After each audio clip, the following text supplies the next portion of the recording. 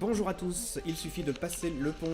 On est en direct de l'hôpital Necker comme toutes les semaines et j'ai aujourd'hui le plaisir d'être avec Camille Maune. Bonjour. Bonjour. Ça va bien? Ça va très bien. Bon. Très, très bien.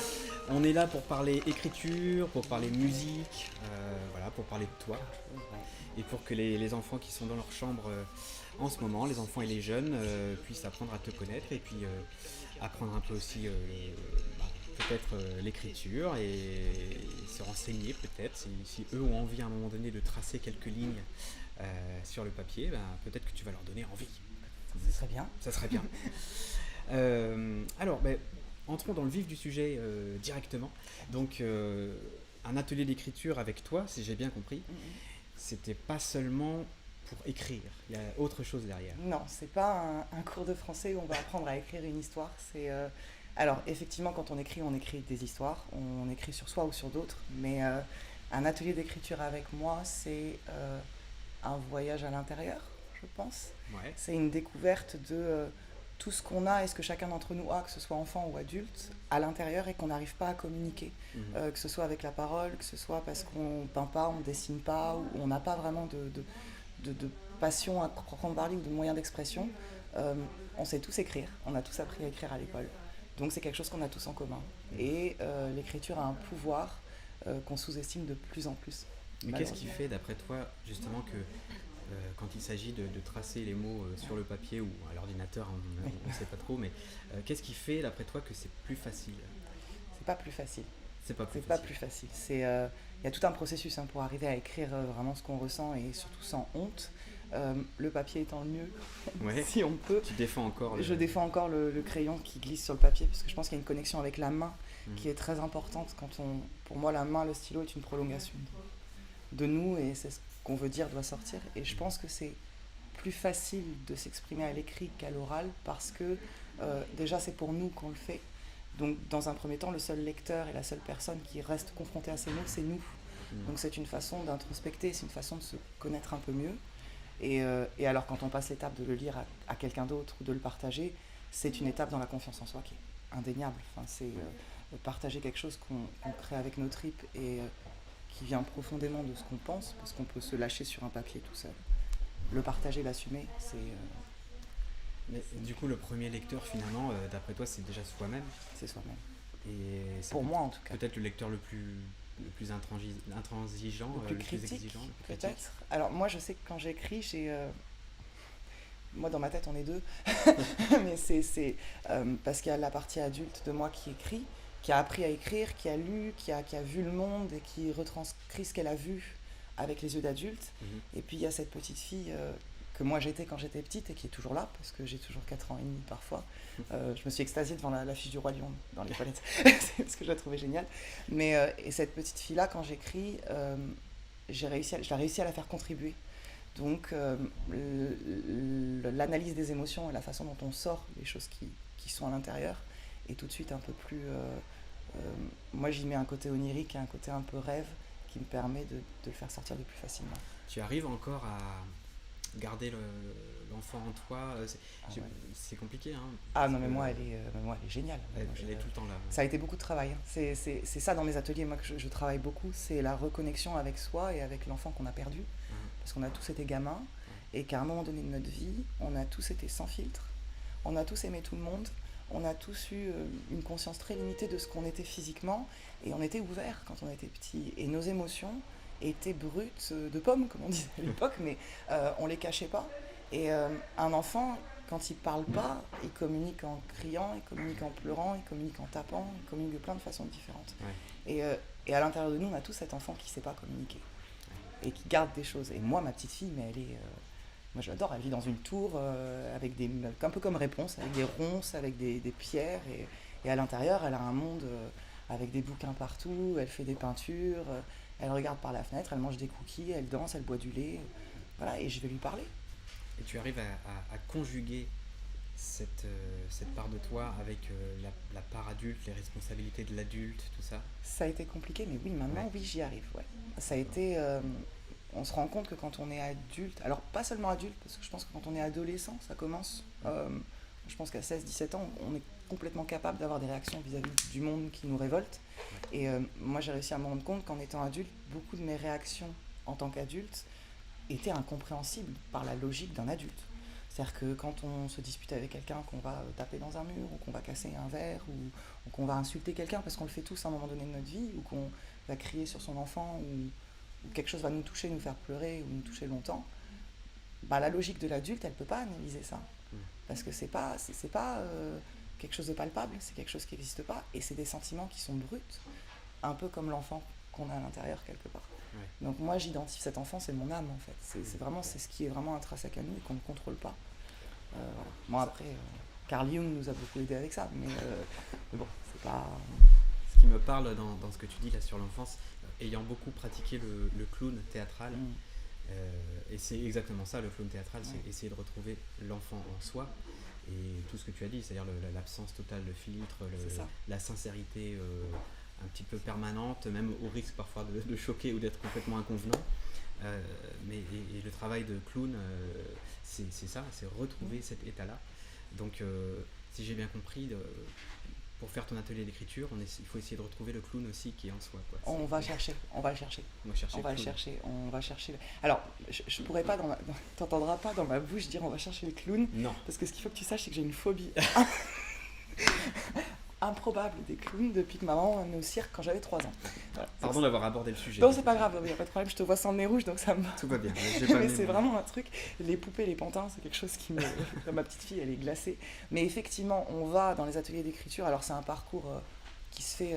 j'adapte, parce qu'on n'est pas tous au même moment de nos vies. Moi, les gens que j'ai avec moi n'ont pas tous fait le même parcours psychologique, n'ont pas tous fait le même parcours de découverte.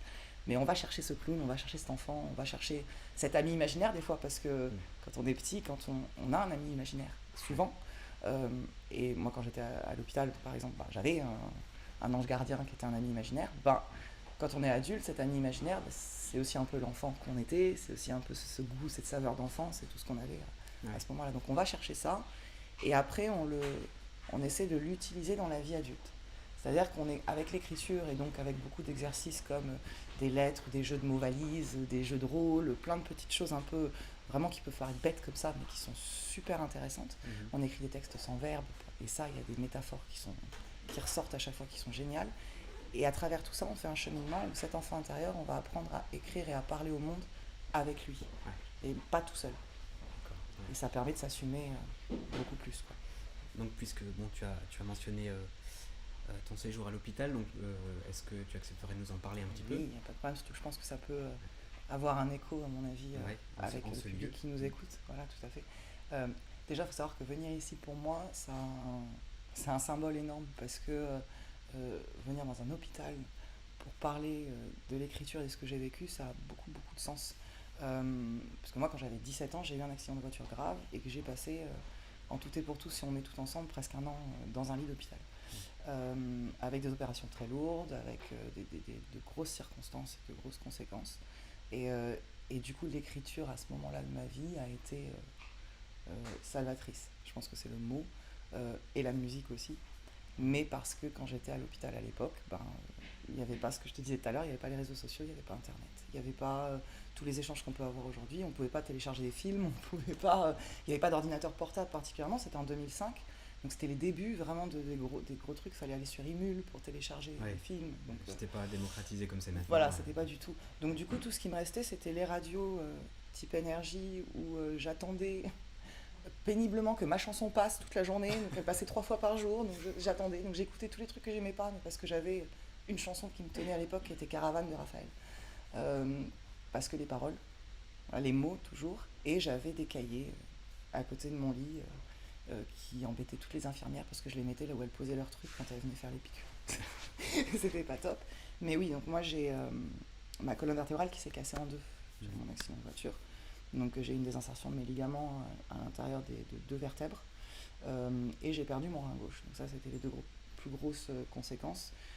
et des médecins qui m'ont dit à 17 ans que ce serait peut-être compliqué d'avoir un enfant plus tard et que ce serait compliqué de remarcher normalement ou de refaire du sport ou aujourd'hui je cours, je fais de la boxe, je mets des talons hauts et j'ai un fils merveilleux qui a 7 ans. Donc j'avais pas une pathologie pas si grave que ça, j'ai envie de dire, mais je pense que le fait de pouvoir expulser, de pouvoir écrire, de pouvoir parler à moi-même, parce qu'en plus à l'époque, moi j'étais au lycée, les copains ils venaient pas vraiment dans un hôpital vous voir quand vous êtes en soins intensifs, la famille elle ose pas trop, il n'y a pas beaucoup de visites, j'étais très fatiguée, donc j'étais toute seule avec moi, les infirmières, les aides-soignants, dans un service de neurochirurgie la plupart du temps, où on n'était pas beaucoup d'enfants parce que j'étais dans un hôpital pour adultes, donc tout ce qui me restait c'était mon cahier. Et l'écriture avait une place avant ça déjà ou ça a été... ouais. Non. Alors moi j'ai jamais été scientifique, ça, c'est un truc, je suis une tarée des mots depuis que j'ai 8 ans, j'ai écrit mes premiers poèmes à 8-9 ans, j'ai grandi dans un milieu musical aussi et j'ai toujours été touchée par les paroles qu'il y avait dans les musiques, j'ai toujours été touchée par la façon dont on pouvait accorder un instrument à une musique avec des mots et comment les deux pouvaient se lier et créer quelque chose, parce qu'on prend une musique d'un côté et des mots de l'autre, si on les met ensemble, moi ça m'a toujours fasciné, cette espèce d'alchimie qu'il y avait, et donc j'ai commencé à écrire très petite. Par contre, j'ai jamais partagé mes textes. Encore aujourd'hui, ça reste un peu secret. J'en partage, je commence, mais j'ai jamais, il y a quelques années, j'ai commencé à mettre des petits textes sur Facebook, donc les réseaux, mais c'est toujours une part de soi qu'on donne au monde, donc c'est compliqué. Puis là, ça commence, j'ai publié quelques textes sur des sites internet, notamment un site qui s'appelle Fil de Soi, qui fait des récits sur la transformation et sur comment on peut se sortir de choses difficiles par la transformation intérieure. Donc ça, j'ai écrit sur les papillons, parce que l'image est quand même parlante. Et puis j'ai écrit un livre qui sort au mois de septembre, normalement, si tout va bien, qui s'intitule Elle et moi, mais le « et » avec un petit « s » entre parenthèses, puisque du coup c'est sur cette petite fille à l'intérieur. Un livre que j'ai eu le plaisir et l'honneur de lire, que tu m'as fait lire. C'est vrai. Et peut-être qu'on parlera tout à l'heure un peu aussi de ce livre. J'aimerais bien qu'on en savoir un peu plus parce que quand tu étais effectivement hospitalisé, ce que tu écrivais, est-ce que c'était de la poésie, est-ce que c'était des choses un peu plus factuelles sur ce que tu vivais ou tes émotions ou... Alors moi, j'ai jamais écrit de façon journalistique, si j'ose dire. C'est-à-dire que je n'ai jamais décrit ce que je voyais tel que je le voyais. J'ai besoin de mettre des images, des métaphores, de l'émotion. Enfin, en fait, je pense que je faisais sortir le trop-plein de ce que j'avais, parce que je ne pouvais pas bouger. Et il y a eu beaucoup de poésie. Il y a eu beaucoup de poésie. Il y a eu un poème sur mon accident de voiture qui est dans le livre d'ailleurs, qui est assez costaud. Et beaucoup de textes, beaucoup de pensées, beaucoup de réflexions. Et puis quand j'étais en colère contre les infirmières aussi, j'écrivais. Mais je leur ai laissé des lettres un petit peu. Mais ça, je pense qu'on est tous dans le même lot quand on n'est pas bien et qu'on est malade. Et qu'on se retrouve... Moi j'avais 17 ans, j'étais en pleine force du truc, je faisais du surf, je venais de passer mon bac, je voulais devenir commissaire de criminels, je voulais attraper les méchants, enfin j'étais hyper active. Et d'un seul coup, tout s'arrête.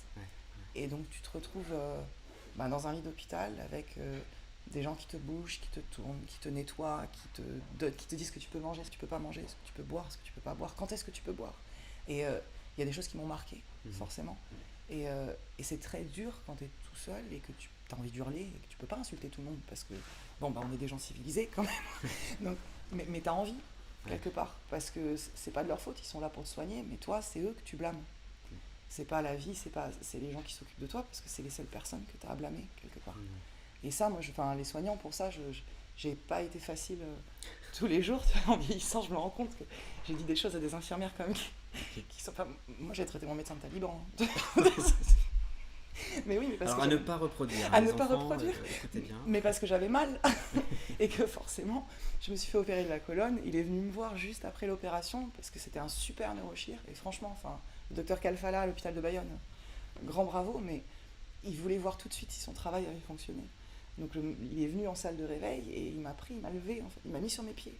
Et donc les infirmières autour étaient elles aussi choquées de voir cette gamine de 35 kilos qui était déjà là depuis 3 semaines et qui revivait ça. Et là, la douleur fait qu'on dit des choses qui dépassent nos pensées.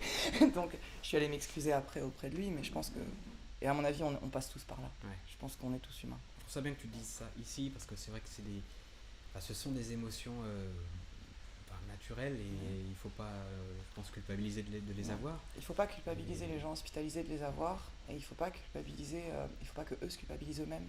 Des fois d'être en colère ou des fois de ne pas vouloir voir l'infirmière qui va arriver à 6h du mat pour faire la 10e prise de sang en une semaine et on n'en peut plus. Enfin, moi j'ai quelqu'un un jour qui m'a piqué 12 fois pour poser une perf. 12 fois. On sait qu'elle fait son travail, qu'elle est fatiguée et tout, mais le patient lui aussi, il est fatigué.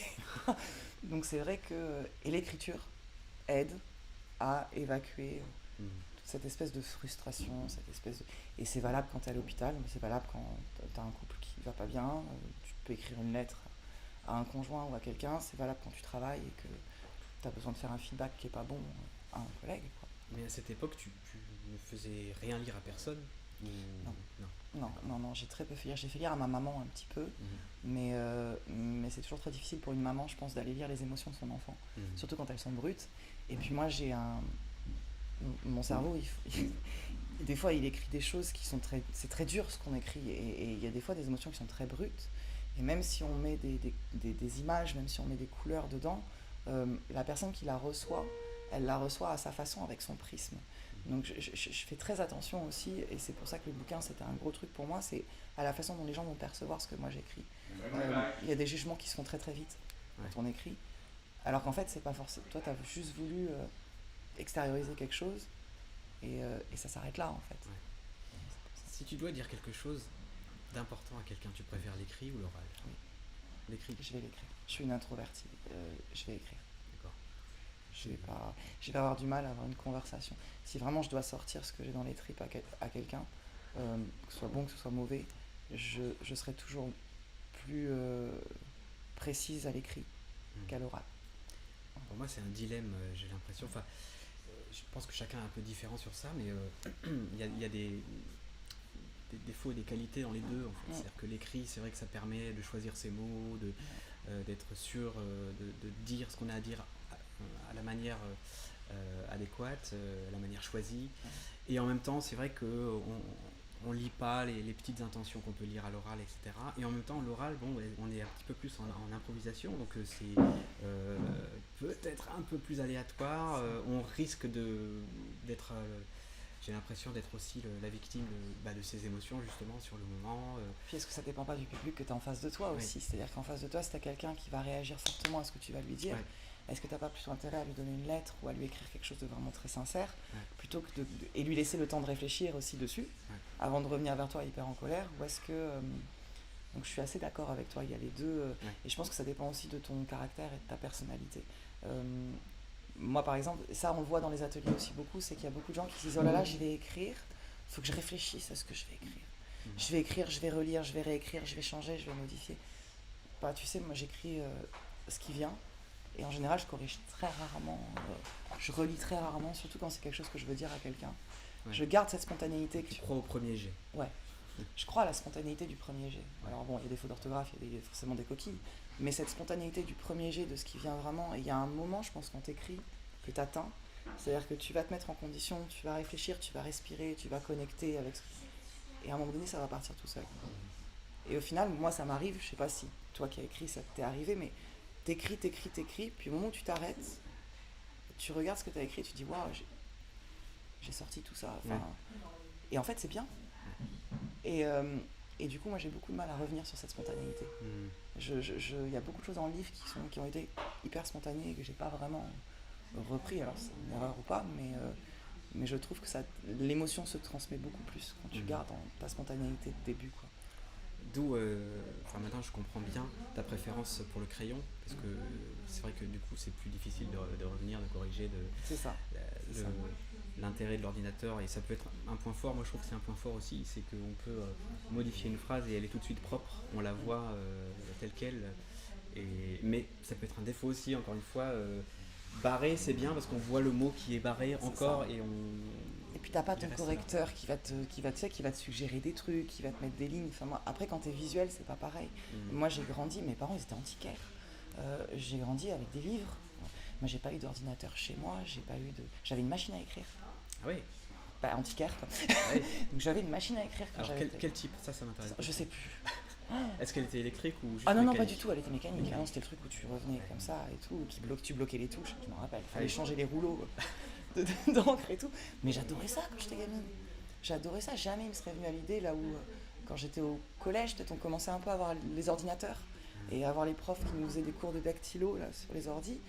Ça m'intéressait pas, j'arrivais pas. Ouais. C'était pas. Alors la machine à écrire, c'est autre chose encore. Je trouve qu'il y a un truc qui est Il y a un petit différent. côté artisanal. Ouais, il y a une image même dans la tête des films que tu as pu voir quand tu étais petit, de plein de choses, des livres, je sais pas, il y a une saveur. Ah ouais, il y a une saveur, il y a un bruit, il y a le fait de prendre ta page, de la sortir. Voilà ce côté. Et puis tu as le matériel tout de suite. Ouais. Tu as la page tout de suite, ce Oui. que tu n'as pas avec l'ordinateur. Et moi j'ai beaucoup de mal là, quand il faut corriger mon livre sur l'ordinateur, ben, je l'imprime. Tu vois, j'ai beaucoup de mal à me retrouver dans le livre sur une page d'ordinateur. Ça perd de. Je sais pas. Je pense que c'est ce que font la plupart des correcteurs ou correctrices en maison Ils d'édition. impriment. Ils le font sur papier. Ils impriment sur papier parce que c'est pas. T'en as maintenant qui font.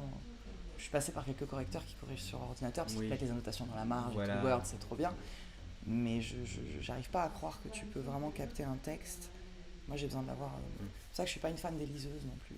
Donc, si mon livre va sortir en e-book, c'était pas mon premier désir du tout. Du tout. Qu'est-ce qui te gêne dans l'e-book? Et l'écran, je crois. Le fait de lire, toujours ce rapport que moi j'ai. Le fait de lire sur un écran, moi je sais que je peux pas. Et c'est étrange parce que j'ai l'impression qu'en France, ça n'a pas vraiment pris l'e-book. Comparé aux États-Unis où c'est beaucoup plus fréquent dans le métro à New York par exemple de voir des gens avec des Kindle. Et ici, il y en a très peu. Les gens qui voyagent peut-être beaucoup, je pense. Ouais. Parce que les gens qui voyagent, qui aiment lire, ils vont pas se trimballer 10 livres. Oui. Dans le sac, là j'en ai 3, tu vois, que j'ai pris le train. Dans mon sac, c'est un peu lourd. Mais j'abandonnerai pas ça. Et puis il y a la génération de maintenant aussi. Enfin, les adolescents de maintenant. Alors moi je suis très vieux jeu parce que je suis pas très vieille. Je suis dans 87. Donc voilà, je suis pas. Mais j'ai l'impression, et je vois même mon fils de 7 ans aujourd'hui, qui peut avoir l'habitude de lire des histoires sur un écran, malheureusement, sur l'ordinateur, parce qu'il va y avoir des couleurs, parce que ça va être plus facile de scroller pour aller lire, parce qu'il faut pas se fatiguer à tourner une page. Enfin, il y a plein de trucs. Et donc je pense que la génération, plus on avance. On aura toujours des gens qui garderont l'amour des livres, mais on va avoir des jeunes qui vont de plus en plus. Mais ça pose une question, en tout cas, c'est celle de l'importance du texte en lui-même par rapport à l'importance de l'objet. C'est ça. Donc, on peut pas dire que l'objet n'a aucune importance. Enfin, j'imagine pas que. Parce que de toute façon, on ne peut pas s'en passer. Il y a nécessairement un objet, à part si c'est un livre audio, on écoute. Et encore, même là, il y a c'est encore autre chose. C'est autre chose. Mais à partir du moment où il y a de l'écrit, il y a nécessairement une interface, en fait, un objet. Un support. Et du coup, quelle est l'importance du texte par rapport à l'objet? Certains diront, il y a des gens qui disent, voilà, moi j'ai besoin du papier, la sensation du papier. Ça c'est vrai, ça c'est la personnalité. Enfin, moi j'ai envie de dire qu'à l'époque ils écrivaient sur des pierres, donc imagine. Si tu devais te trimballer tes documents. C'est sûr. Donc je pense qu'on va évoluer, le support évoluera avec l'époque, du moment qu'on préserve les livres. Parce que moi ça me fait mal au cœur quelque part, mon cœur de maman, ça me fait mal de me dire que mon fils, peut-être au lycée ou au collège, il aura plus les livres qu'on se trimballait, tu sais, avec les leçons et tout. Et ce sera des cours qui seront en ligne, ce sera des choses comme tablette, ça. Alors c'est génial parce que ça nous connecte à beaucoup plus les uns avec les autres, ou pas, ça c'est un débat. Mais je trouve que c'est important quand même. Je suis un peu d'accord avec toi. Ça, je vais passer pour une vieille. Non, tu sais. Mais bon, voilà, c'est important. Tu parlais de musique tout à l'heure, de l'importance de la musique. Ça vient d'où? Pourquoi? Enfin, je le sais, mais du coup, j'aimerais que t'en parles. Je vais le dire. En fait, j'ai eu la chance, dans mon enfance, qui a été hyper atypique, je pense que c'est le mot original. J'ai eu de très jolies choses comme de choses moins jolies, et dans les très belles choses de ma vie, et dans ce qui m'a poussé aussi dans cette carrière d'écriture, c'est que j'ai eu la chance de grandir avec un groupe de musique de blues, qui s'appelle les Blues Brothers, donc, qui est un groupe qui a une notoriété qui est certaine. Et j'ai passé peut-être 15 ans de ma vie, entre mes 2 ans, 3 ans et mes 16 ans, donc un peu moins, en tournée avec eux tous les étés. En concert, du coup, en backstage, à suivre. Donc j'étais la petite groupie, la petite mascotte quand j'étais petite du groupe, qu'on faisait monter sur scène. Et les musiciens ont été 10 papas pour moi, parce que ça a été vraiment des gens avec qui j'ai eu des contacts, des histoires très très fortes. Et j'ai mon parrain que j'ai rencontré par ce biais-là, qui était trompettiste de jazz, à New York, qui est quelqu'un qui a joué avec Sting, avec Blood, Sweat and Tears, avec de grands musiciens, qui connaissaient bien Miles Davis. Si on connaît un peu le jazz, voilà, je suis une grande fan de trompette. Et donc qui m'a qui m'a connu quand je devais avoir 10 ans, et avec qui j'ai passé beaucoup de temps aux États-Unis. Donc, mes vacances, je partais à New York, j'allais voir les musiciens, que ce soit avec mes parents ou toute seule. Quand j'étais ado, je suis partie toute seule beaucoup. Et j'ai toute une partie de ma vie qui s'est faite dans les caves à jazz new-yorkaises avec Lou, donc avec mon parrain. Mais comment tu t'es retrouvée comme ça, groupie C'est une histoire. Mais la vie est faite de choses. En fait, mes parents avaient une très bonne amie à eux qui avait une boîte de nuit à Boreveau à l'époque qui s'appelait le Chat Bleu. On parle de ça, c'était dans les années 90, 89, 90. Et qui recevait, donc c'était à l'époque les premières grosses boîtes de nuit qui recevaient des groupes live du monde entier. Et c'était pas très démocratisé. Et donc elle a reçu les Blues Brothers sur une tournée d'été, sauf que l'anglais n'était pas spécialement son fort. Et mes parents parlaient anglais. Donc elle a appelé à la rescousse ses meilleurs potes pour qu'ils viennent l'aider à traduire et à faire le lien avec les musiciens. Et il y a un lien qui s'est créé entre mes parents et ce groupe qui a été très fort ce jour-là. Et à partir du moment où ils sont revenus en Europe, ils nous ont rappelés. Et on est devenus amis. Alors mes parents sont devenus très amis avec eux. Et moi j'avais 2 ans et demi à l'époque. Et la première fois que je les ai vus, je devais avoir 3 ans et demi. Ils sont venus chez mes grands-parents, chez les parents de mon papa à l'époque. Et moi j'ai joué au croquet, je trichais au croquet avec les boules parce que je voulais absolument gagner. Enfin, voilà. Et ça a commencé comme ça. D'accord.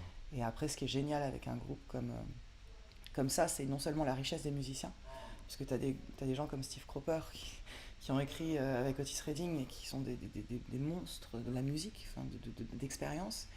Et c'est des enfants dans leur tête. C'est des gens qui ne... J'ai jamais vu une de ces personnes se prendre pour une star ou se prendre même pour un artiste. C'est des gens qui voyageaient simplement, qui étaient hyper drôles, hyper cool, hyper sympas avec tout le monde et super ouverts, quoi. Donc j'ai grandi moi dans cette ambiance-là et dans cette espèce d'ouverture à la musique et aux mots, parce que les Blues Brothers, on va penser au film et à tout ça, mais il y a toute une discographie avec des paroles qui sont fabuleuses quand on parle anglais, et puis des morceaux de musique qui sont des rythmes, des arrangements qui sont hallucinants, quoi. Et tu partais seul en tournée avec Non, eux? je partais avec mes parents. Il y avait quand même Je partais avec mes parents, bien sûr, on partait tous. Alors on prenait les mêmes billets d'avion, les mêmes avions que le groupe, on les retrouvait dans un aéroport, puis on les suivait pendant 15 jours, 3 semaines. Donc mon père prenait soin de booker tous les hôtels avec eux, on était prévus dans la room list du groupe et on suivait en fait. Donc on était au soundcheck, on était dans les backstage, on était avec eux tout le temps. Et on était comme des amis. Alors mes parents donnaient un petit coup de main de traduction dès qu'ils étaient en Europe et dès qu'il y avait besoin. Donc le manager était très proche de mes parents. Puis alors moi je faisais ma vie. Enfin, quand t'es petit et que t'es là-dedans, tu fais même pas attention à ce que les adultes y font quelque part. Ouais. Tu profites, quoi. Tu t'envoies des boulettes de pain à Ray Charles quand t'as 6 ans parce qu'il est aveugle ou tu... Voilà, moi je me rappelle qu'il y avait un concert de Chick Corea, paix à son âme, mais quand je devais avoir 10 ans, on était dans le sud de la France. Et c'était en deuxième partie des Blues Brothers, c'est Chick Corea a joué, et il a un morceau, une mélodie qui reste beaucoup en tête dans ses... Et je me rappelle que juste après le concert, tous les musiciens de Chick Corea avaient retrouvé ceux des blues à la piscine, et que moi j'étais là au milieu, et qu'ils étaient tous en train de chanter, sortir leurs instruments, sauter dans l'eau avec des verres de champagne, des trucs comme ça. Et moi je me disais, waouh, ils sont fous ces adultes, c'est trop bien, je veux faire ça quand je serai plus grande. Voilà. Bon, alors après j'ai pas la fibre musicale comme ça, mais moi j'ai gardé les mots de la musique. D'accord. Et j'ai gardé surtout de ces gens-là qui étaient absolument extraordinaires, une confiance en moi qu'eux m'ont donné. Parce que quand tu évolues avec des gens qui sont un peu en dehors des clous, qui sont pas... Moi quand je retournais à l'école en septembre, que je racontais mes vacances d'été, personne ne me croyait. Il y a un esprit de liberté, quoi. C'est ça, de tout le monde. On est tous humains, on est tous pareils, on partage. Moi j'ai été élevée, il n'y avait pas de différence entre les gens. On était vraiment... c'était hyper free, quoi, hyper libre.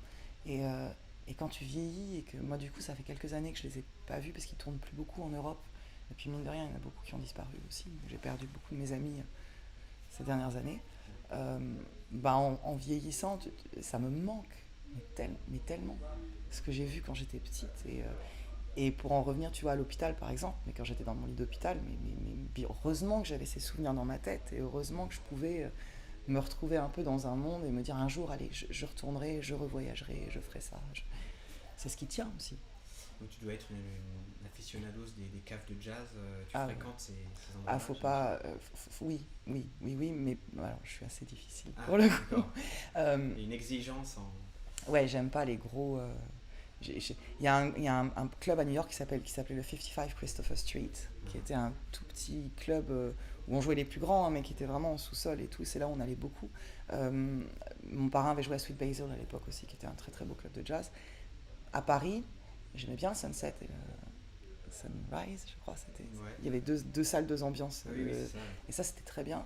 Le Blue Note, le New Morning, qui sont des gros trucs, je trouve qu'on perd un peu en authenticité. Tu te retrouves avec. Le jazz, c'est compliqué comme musique. Le jazz et le blues, c'est compliqué comme musique parce que les publics peuvent être très différents. Parce que tu as des gens qui vont l'interpréter comme une musique un peu élitiste. Et c'est vrai. Hein. Il y a un sketch de Gad Elmaleh où il dit oui, tu fais comme ça quand tu écoutes du jazz. Bon. Et puis il y a les gens, moi je trouve que c'est une musique qui est très très émotionnelle justement. Je trouve qu'il y a beaucoup de. Je suis pas très free jazz, j'aime pas le jazz qui est très très vif, mais j'aime Miles Davis d'amour, quoi. J'aime les Breakers Brothers, j'aime tout ça parce que dès qu'il y a une mélodie, moi je suis une fan de cuivre, donc dès qu'il y a un saxophone, qu'il y a une trompette un peu douce avec une sourdine, mais je suis voilà. C'est Ah vrai que ouais. c'est une musique qui est très dans l'instant aussi. Ouais, Comme c'est improvisé quasiment tout le temps. c'est Donc, ça. Ils n'avaient pas de partition. Hein. Moi j'ai jamais vu un musicos de jazz. Si le Gil Evans Orchestra, parce qu'ils sont 18 et que tu as deux batteurs et que tu as une formation pas possible, là oui ils avaient des partitions quand même. Mais les groupes de. Quand j'ai vu mon parrain jouer dans des petites caves qui faisaient des buffs avec les copains, c'était genre on se retrouve tel jour, on joue ensemble, il est d'accord, on le fait. ouais. Jamais t'as une partition. Il y en a un qui va partir peut-être avec un petit accord, un petit truc, le deuxième qui va construire, le solo qui va arriver derrière. Et puis au final, ça te donne cette espèce de sensation d'instant présent que tu retrouves aussi dans l'écriture et d'émotions qui sont brutes. C'est-à-dire que tu reçois, et puis t'as pas le temps d'analyser ce que tu reçois. Et le jazz, pour moi, et peut-être que je vais me faire taper dessus par beaucoup de musiciens, c'est pas une musique qu'il faut analyser. Voilà. Je pense qu'on n'a aucune musique. Enfin, si on peut le faire par intérêt intellectuel, je veux Voilà. dire. Quand tu fais des arrangements, vraiment, tu sais, il y a des gens qui font des arrangements dans des musiques, des chansons, qui vont aller analyser à la mesure près, truc, et comment ça faut que ça fasse, et là, il faut que ça tombe comme ça, et tout. Moi, j'ai grandi avec des musiciens qui faisaient L'instinct, quoi. pas beaucoup ça, quoi. Enfin, même quand ils répétaient ensemble, les gars, ils jouaient ensemble, ils s'accordaient ensemble. Et tiens, si je faisais telle note, et tiens, si je faisais ça. Les chanteurs. Euh, Eddie Floyd, qui chantait avec les Blues Brothers, qui est une des personnes qui a créé Knock on Wood, quand même, qui est une chanson de fou. Eddie, il arrivait, il n'avait pas fait le soundcheck, il n'avait pas vraiment répété avant, il y allait au feeling. Et selon l'ambiance du soir, selon si c'était un festival en Italie où les gens ils étaient un peu tous complètement fous, ils criaient, ou si c'était une petite salle de concert et tout, l'ambiance était tout le temps différente. J'ai vu peut-être plus de 1000 concerts des Blues Brothers, j'en ai pas vu un pareil, pas un. Et pour moi, c'est aussi une preuve d'humilité, ça. Ouais. De pas, je dis pas que c'est pas bien de faire des soundchecks et voilà, de faire des tests, etc. Non, Mais je trouve qu'il y a une humilité à juste arriver et dire bon, ce qui compte, c'est simplement ce qui va se passer on joue, à voilà. l'instant T. Moi j'ai un souvenir, mais tu vois, on va reparler, bon, moi je parlais, faut m'arrêter. Ah non, non, surtout pas. Mais j'ai un souvenir, on était en. Je crois que c'était à Pérouse en Italie, c'était une petite ville. On a fait beaucoup l'Italie. Les Blues Brothers, c'était très connu en Italie. Moi, quand j'ai des racines italiennes, en plus, ça m'allait très bien. Et quand je devais avoir 10-11 ans, et il faisait un concert. Non, c'était à Rome, je crois. Et en extérieur. Et il s'est mis à pleuvoir des cordes, l'orage de fou, le déluge, tu vois, genre à une demi-heure du concert, avec les guitares branchées, tous les trucs sur la scène qui n'étaient pas abrités. Les gars se sont retrouvés à pas pouvoir jouer parce que le son n'était pas branché. Et j'ai vu ces musicos faire un concert en acoustique, sous la pluie, avec leurs instruments qui étaient trempés, les fringues trempées, les costumes noirs, la lunette noire et tout, trempés pendant 2 heures, devant un public qui était là. Hein. Et quand tu vois des monuments qui sont capables de faire ça, combien t'as d'artistes aujourd'hui qui disent non, moi je m'en vais, je reviens, je le fais pas. Et le discours qu'ils ont eu, c'était les gens se sont déplacés. Ils sont là, ils sont sous la pluie, ils attendent depuis 2 heures, on va pas s'en aller. On est comme eux, on le fait. C'est we're all in the same boat. Ça me rappelle une anecdote, ça a un peu rien à voir, mais c'est un grand pianiste classique, Richter, qui arrive pour un récital et on vient le voir, on vient lui dire bon, est-ce que vous voulez, cher maître, n'est-ce pas, essayer le piano du concert. Oui, d'accord. Il arrive, il s'installe au tabouret, il règle le tabouret comme ça, un peu plus haut, un peu plus bas, Voilà. Et puis il dit bon, très bien. Et puis il se lève et il s'en va. Parce qu'il sait ce qu'il va faire. Oui, voilà. Après, bon, tu vois, moi je sais que. Je pense après, moi je suis pas musicienne. J'ai essayé le piano, mais j'ai pas l'indépendance des doigts. Donc, Ça peut servir. mon prof s'est vraiment, vraiment cassé le nez jusqu'au moment où on s'est un peu disputé parce que j'ai du caractère. Et je lui ai dit, c'est pas possible, j'y arriverai jamais. Oublie, c'est pas la peine, je peux pas. Ma main gauche et ma main droite doivent jouer la même chose. C'est pas possible. Donc, je peux jouer au clair de la lune des deux mains si tu veux, mais vraiment la même mélodie. Et je pense qu'un musicien, alors moi je l'ai vu beaucoup avec mon parrain qui jouait de la trompette. Tu sais, les petits embouts que tu mets sur la trompette, et l'instrument est important. Donc, le fait de tester un piano, je pense que ça peut être important. Et moi, mon parrain, il était paix à son âme, vraiment. Voilà. Euh, il perdait tout le temps les petites bouts, les petits embouts de sa trompette. Tu sais. Donc, du coup, combien de fois je l'ai vu arriver sur des concerts, incapable de jouer, parce qu'il avait perdu ses embouts dans un taxi à Rome ou dans un avion à Paris, ou je sais pas où, tu vois. Ouais. Et ben, quand c'était comme ça, il jouait pas. On pouvait lui trouver une trompette dans un magasin ou quoi que ce soit, ou quelqu'un d'autre, il jouait pas. S'il avait pas ses mouthpieces, là, ces petits bouts là. Ah oui. Ouais. Donc c'est sacré quand même. Donc je pense qu'il y a un. Bah, toi qui es musicien, je sais pas si tu as ce rapport-là avec. Encore une fois, c'est le dilemme de l'existence, enfin mes dilemmes à moi. Parce que c'est vrai qu'il y a beaucoup de musiciens qui sacralisent un peu leur instrument et évidemment rien de mal à ça. Et moi j'ai jamais considéré l'instrument comme quelque chose de sacré. Enfin, c'est ce qu'on en fait pour moi qui compte. Et c'est vrai que bon, en plus quand on arrive pour jouer un récital, a priori on va pas changer le piano, ça va être celui-là. Donc t'as pas le choix quoi. Il faut s'y faire et puis voilà, c'est tout. Il y a une phrase, alors j'aime pas particulièrement la chanson française, mais c'est Cabrel, je crois qu'il disait qu'il fait jouer ses mains sur un morceau de bois.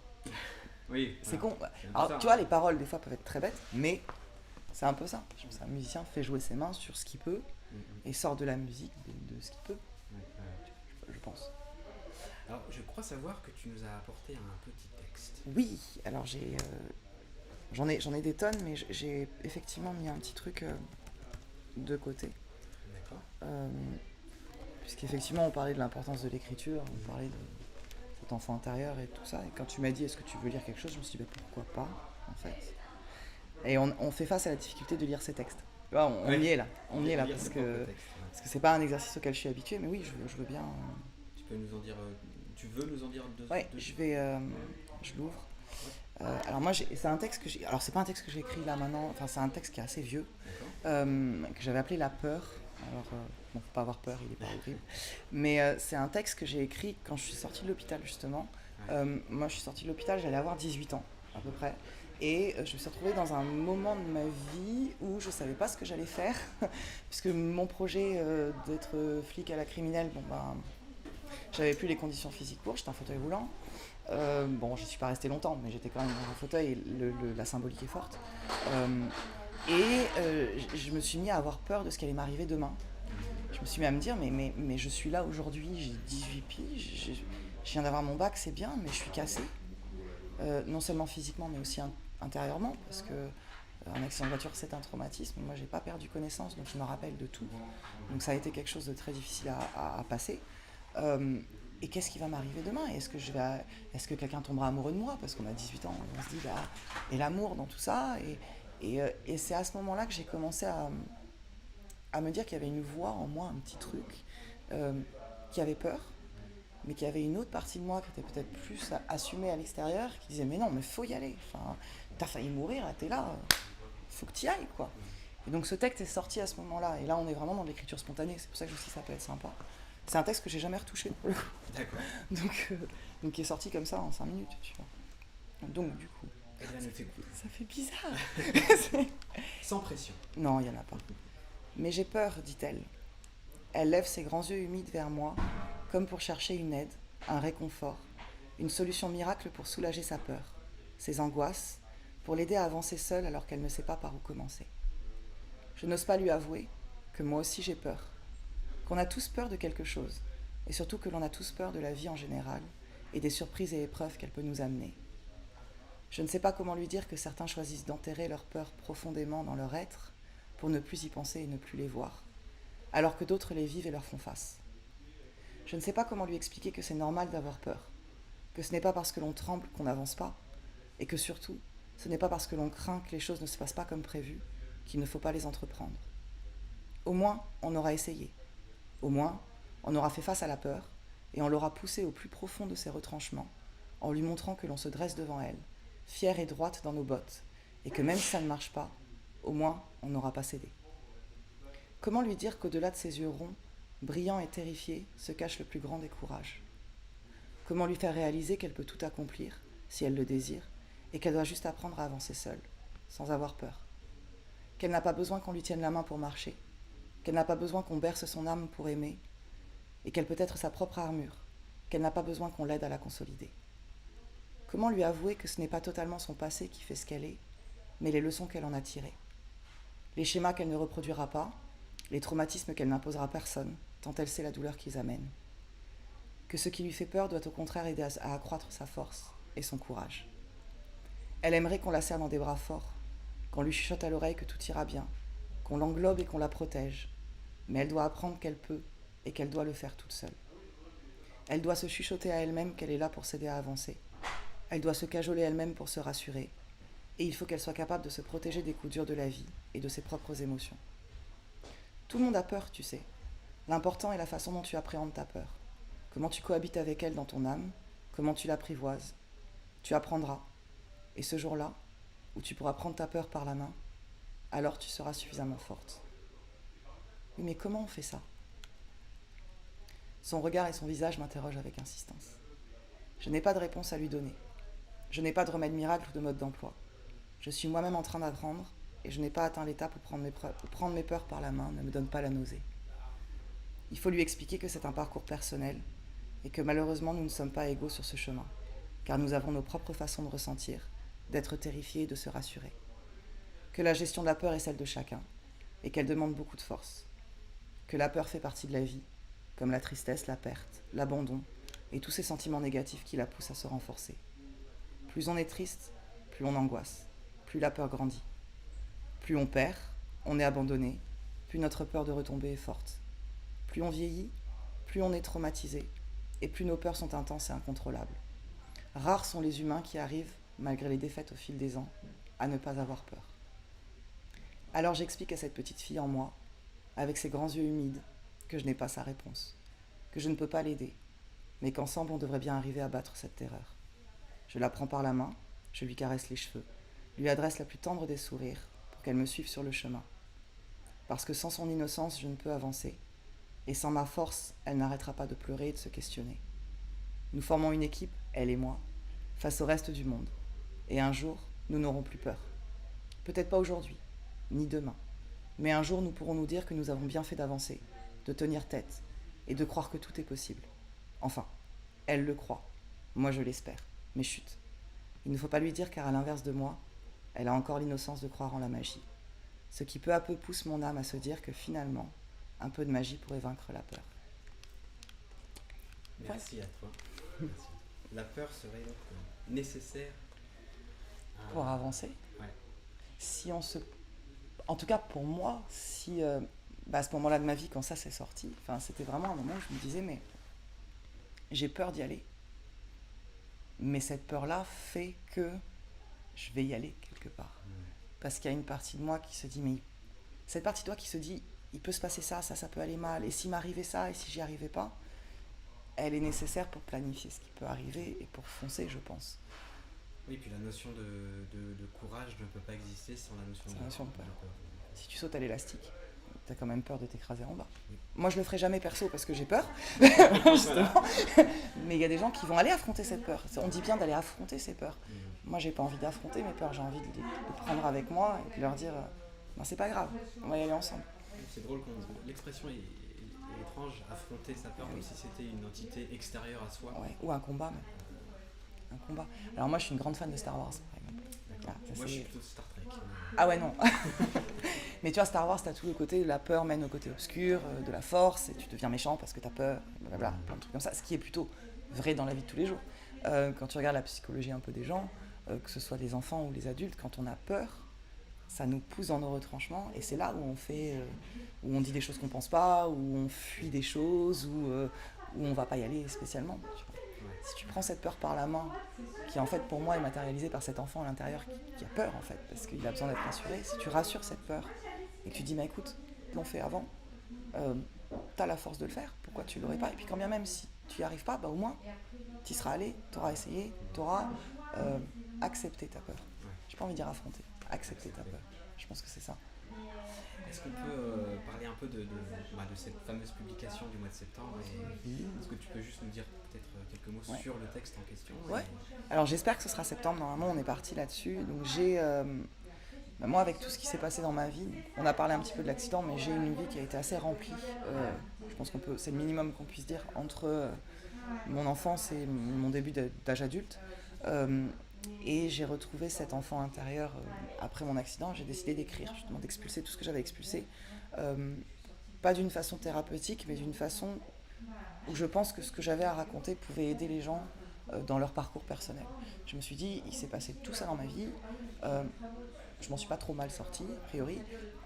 Peut-être que le transmettre aux gens, le partager, me fera du bien aussi à moi, mais deux, surtout, donnera un angle de vue différent sur certains sujets de la vie aux lecteurs qui pourront avoir envie de lire ce texte. Donc en fait, il est monté un peu comme une série Netflix, quelque part, ce que j'aime bien dire.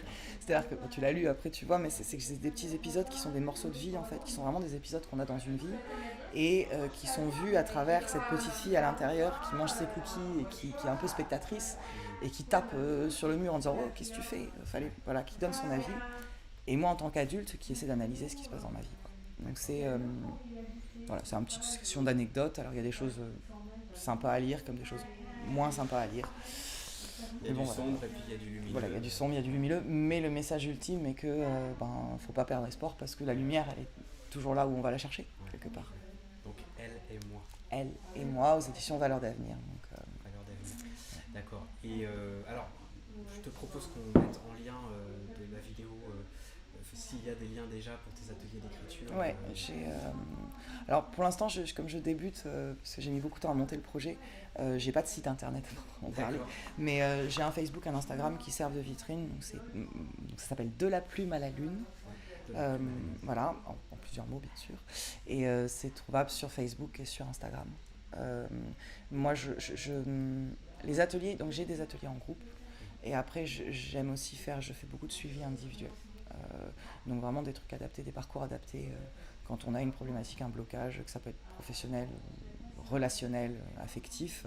J'accompagne les gens sur comment ils peuvent se trouver eux et s'assumer face au monde. Et par l'écriture, parce que je sais faire pratiquement que ça. Donc voilà. D'accord, en tout cas on mettra un lien, quelques liens dans la description de la vidéo. Alors je vois, un peu comme toutes les semaines, le temps file à une vitesse. À une vitesse folle. Donc hélas, on va être obligé de se quitter. Mais en tout cas, je voulais te remercier. Merci à toi. Pour ce moment et tout ce que tu nous as raconté. C'était vraiment à la fois instructif et chaleureux et convivial. J'espère que les enfants et les jeunes qui étaient là, qui nous regardaient dans leur chambre, ont aimé aussi. Je voudrais remercier l'Espace Plein Ciel, ils sont tous partis, mais voilà, ils sont là. Merci beaucoup à eux. Je veux juste faire un petit bisou à ceux qui sont dans leur chambre. Allez, parce que je sais ce que c'est, que ça va finir un jour. Voilà, je pense. Et voilà, je voulais juste. C'est pour eux qu'on est là, c'est pour eux que vous êtes là. C'est un beau message d'espoir. Merci à toi. Et puis, pour ma part, je vous retrouve la semaine prochaine, toujours à l'Espace Plein Ciel. À très bientôt.